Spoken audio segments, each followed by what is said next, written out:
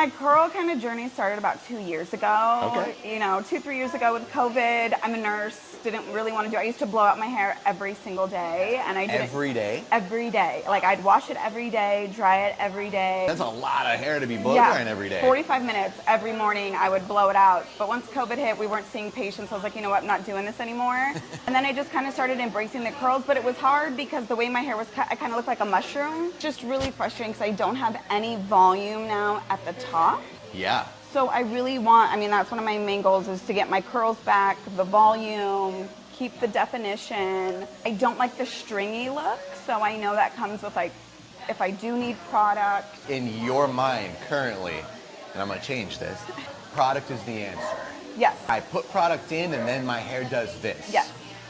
You need to get your hair to a place to where your hair does that shit with no product. Oh, and I would love that. On some level. I'm not saying you can't enhance what you have with product, but I don't want you to be so hung up on, I wish my natural hair was more curly. So now you're spending 45 minutes applying product, scrunching it up with the diffuser, holding it up, going, oh, I have to have that curl. What's really important to me is expectation here. It's our first time together. So really important to me is expectation here. It's our first time together. So I'm not exactly sure what's gonna happen because what I am looking at is drastic as far as texture goes. And I'm not saying this isn't gonna bounce up, but I think what's more important to me is I don't really care how much your hair does bounce up or doesn't bounce up. What's most important to me is you get whatever your hair is, whatever your natural texture is, even if it's straight, as healthy as possible.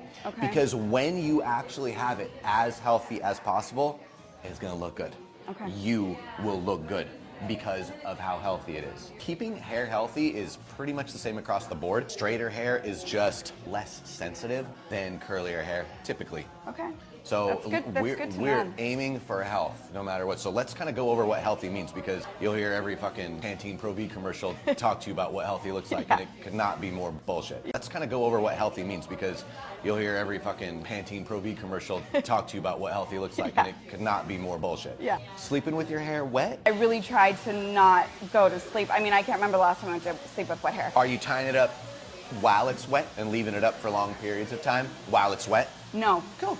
No water damage there. Straight up oils. You putting anything like that in there? Yes. So not as often since I've started, you know, following you. But I was doing the Olaplex, like the oil that leave-in. There was another one, I can't remember the name, but I would put it in because again, it would kind of tame the frizz.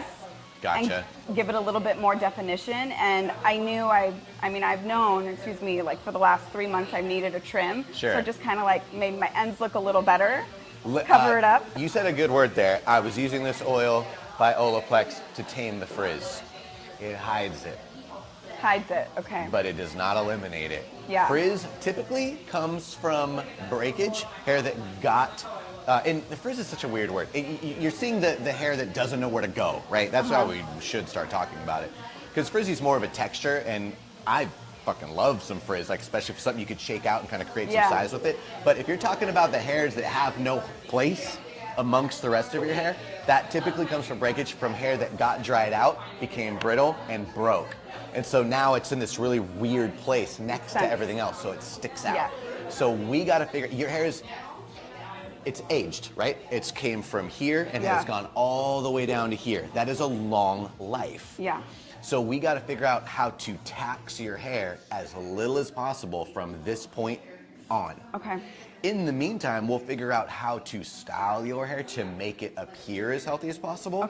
But from today on, I want your hair to actually be as healthy as possible, not appear. So that way there's less work for you to do. It'll just look fucking great when you don't do shit. Love it. Straightening it.